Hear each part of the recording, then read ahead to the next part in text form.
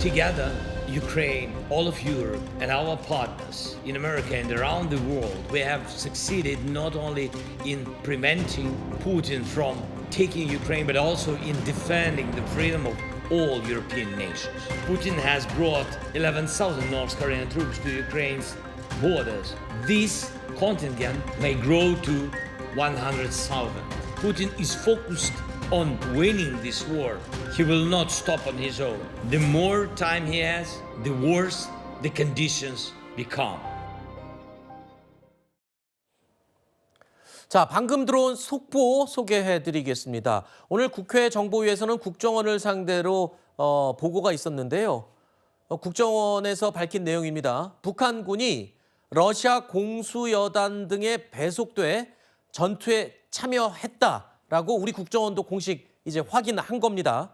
또 한 가지, 북한이요, 자주포, 방사포 등 추가 무기를 러시아에 수출한 것이 확인이 됐다.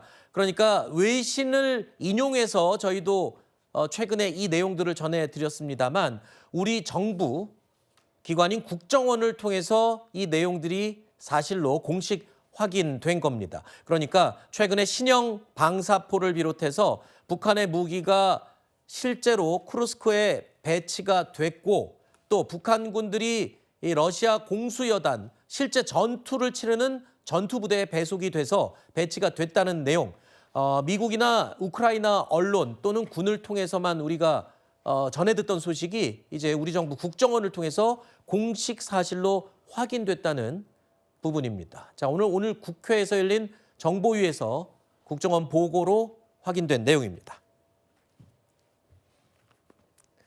자, 이와 관련해서 현지 시간으로 지난 19일 새벽 우크라이나가요, 러시아 브레안스크주 카라체프 인근에 지금 보시는 지도상의 위치에 장거리 미사일 에이테크럼스 6발을 발사했습니다.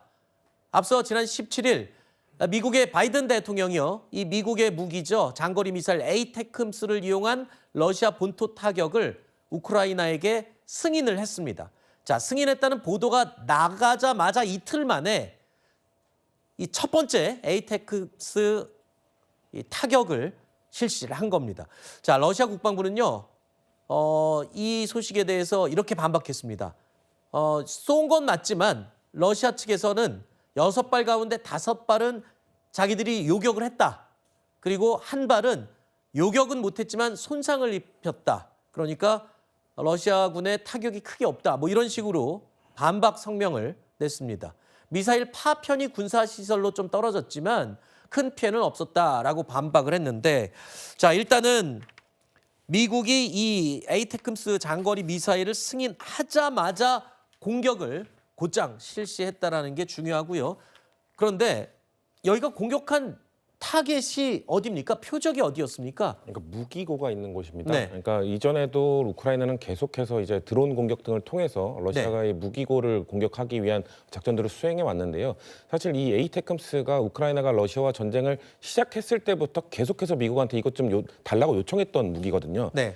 왜냐하면 이게 장거리 미사일입니다. 지금 그 전선이 굉장히 넓기 때문에 특히나 네. 지금 핵심 지역이라고 할 수 있는 원래 우크라이나 땅이었는데 러시아가 가져간 이 크림반도를 공격하기 위해서는 지금 우크라이나가 갖고 있는 무기로는 사실 공격할 수가 없습니다. 네. 거리상의 문제 때문에. 그래서 우크라이나는 크림반도를 되찾기 위해서 계속해서 이 에이테크럼스 사용을 승인해달라는 요청을 해왔었는데 지금 아마도 지금 트럼프 정부로 바뀌기 전에 계속해서 우크라이나를 지원해 왔던 바이든 대통령이 마지막까지 뭔가 우크라이나를 지원해주기 위해서 최종 승인을 했고 그거 승인 받자마자 지금 우크라이나가 본인들이 이거를 활용할 수 있는 최대한의 환도 내에서 지금 앞으로도 아마 계속 이어질 거로 보여지거든요. 아마 남은 전쟁 기간 동안 이 에이테크럼스의 활용도는 아마 매우 높을 걸로 예상이 됩니다. 네. 자, 들으신 것처럼 그동안 젤렌스키 우크라이나 대통령 서방 국가들에게 장거리 무기, 그러니까 러시아 본토를 타격할 수 있는 무기를 지원해줘라 또는 사용하도록 승인해달라고 여러 번 요청을 했었습니다. 가장 먼저 미국이 장거리 미사일 에이테크럼스 사용을 사용하도록 이제 승인을 하자 이제 첫 번째 공격이 있었고요. 자, 이것을 확인하자마자 독일도요, 공격형 드론 4,000대를 우크라이나에 지원하기로 했습니다. 여기에 하나 더 나아가서 영국과 프랑스가 우크라이나에 이미 제공한 미사일이 있습니다. 순항 미사일 공대지 순항 미사일 스톰 섀도우라는 미사일인데 이것도 역시 지원을 했지만 아직 사용 승인은 하지 않았는데요. 요것도 지금 사용 승인을 만지작하고 있다는 겁니다. 그러니까 지금 우크라이나를 향한 서방 국가들의 군사, 무기 지원이 속속 가속되고 있습니다. 이게 아마 발단이 된 게 북한군의 러시아 파병이 기점이 아니었나 이렇게 판단이 되고요. 자, 이렇게 확전 가능성이 높아지고 있는 가운데 자, 미국이요. 우크라이나의 장거리 무기 사용을 승인하면서 러시아 푸틴 대통령은요. 한술 더 떴습니다.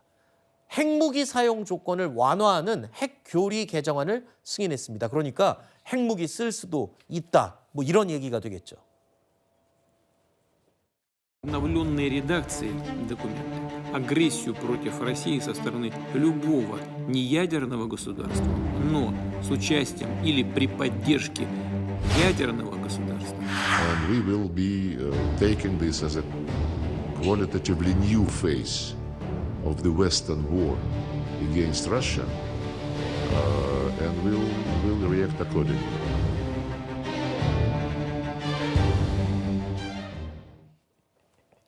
자, 핵 보유국의 군사 지원을 받은 비핵 보유국도 핵을 사용할 수 있도록 한다는 내용입니다. 사실상 우크라이나를 겨냥한 푸틴의 이야기인데요.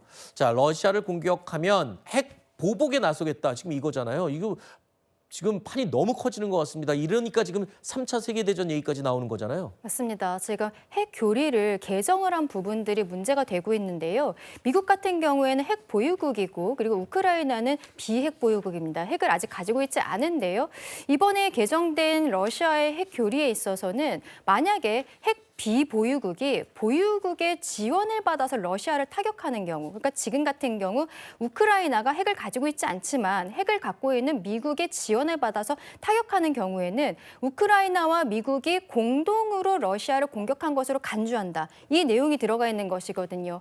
그렇다면 지금 핵을 가지고서는 핵을 가지고 있지 않은 우크라이나에도 러시아가 공격을 할 수 있다라는 이야기가 되는 것입니다. 지금 에이테크스를 썼다는 것이 이만큼 크게 지금 러시아에서는 보고 있다는 것인데요. 앞서 이야기했었던 독일에서 4,000대의 드론을 지원하기로 한 부분도 사실상 이번 핵 교리에 있어서 또 개정이 된 부분이 있는데 드론 같은 경우에도 만약에 러시아에서 이 부분이 어떤 심각한 위협으로 받아들이게 된다면 여기에 대해 선제 타격을 할 수 있다. 어허. 이러한 핵 교리에 있어서의 개정도 있었거든요. 네. 그러니까 이러한 부분들이 지금 바이든 정부가 마지막에 내년 1월에 아마도 트럼프 정부가 시작이 될 것으로 보이는데 그 이전에 직전에 이러한 이야기가 나와서 전 세계 3차 대전이 일어나는 것이 아니냐 이러한 뭐 미국 내에서의 탄핵 이야기까지도 나오고 있는 상황입니다. 알겠습니다. 지금 뭐 전면전 내지는 다른 국가들도 지금 전쟁에 참여하는 그런 분위기가 지금 되고 있는데 트럼프 대통령 당선되기 전에 공약으로 본인이 뭐 24시간 안에 이 전쟁 끝낼 수 있다고 했으니까 트럼프가 빨리 뭐를 해야 되는 건가요? 상황을 지켜봐야 될 것 같습니다.